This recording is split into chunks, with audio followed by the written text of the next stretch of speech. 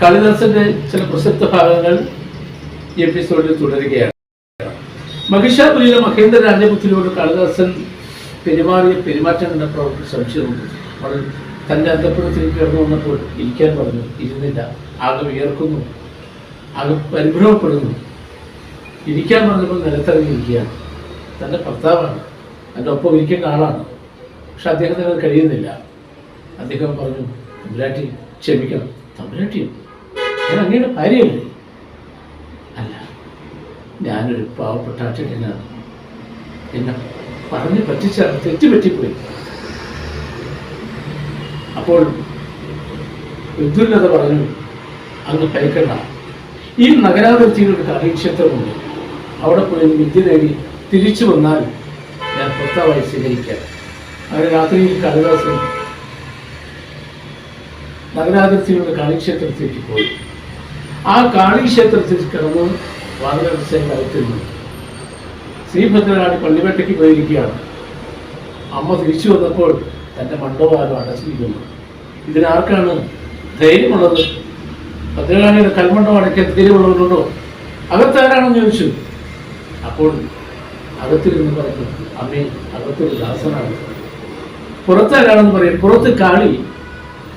ദാസനെന്ന് കേട്ടപ്പോൾ അമ്മയുടെ മനസ്സ് കരിഞ്ഞു. മോനെ, കാളിദാസ, നിനക്ക് എന്ത് വരമാണ് വേണ്ടത്?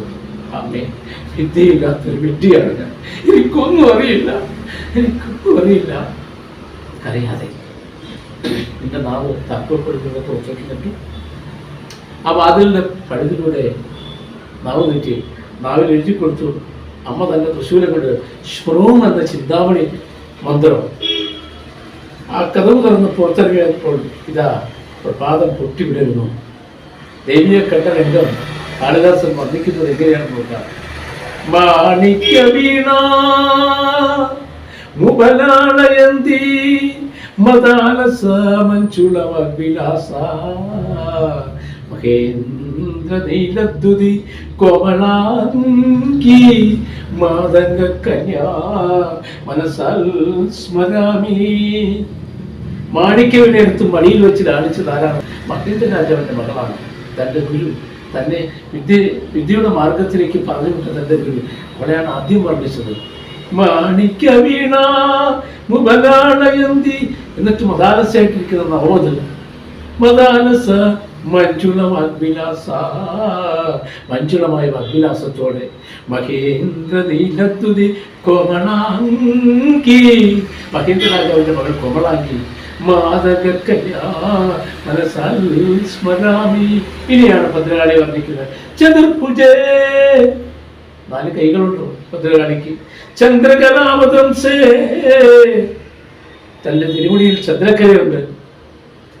കുജോന്നതേ കുജോന്നതേ, 2 ഉന്നതമായ സ്ഥലങ്ങൾ, ഒന്ന് സംഗീതം, ഒന്ന് സാഹിത്യം. കുങ്കുമരാഗശോണേ പുണ്ട്രേഷു പാശാങ്കുശ പുഷ്പബാണ ഹസ്തേ നമസ്തേ ജഗതേ കമതേ. ഇത് ശ്യാമളദണ്ഡകം എന്നറിയപ്പെടുന്നു.